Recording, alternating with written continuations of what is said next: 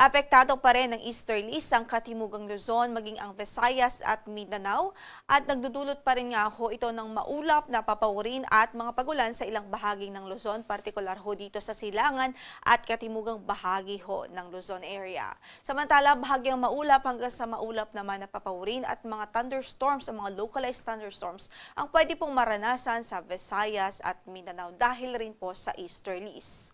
Ngayon ay wala tayong LPA sa loob ng ating area of responsibility.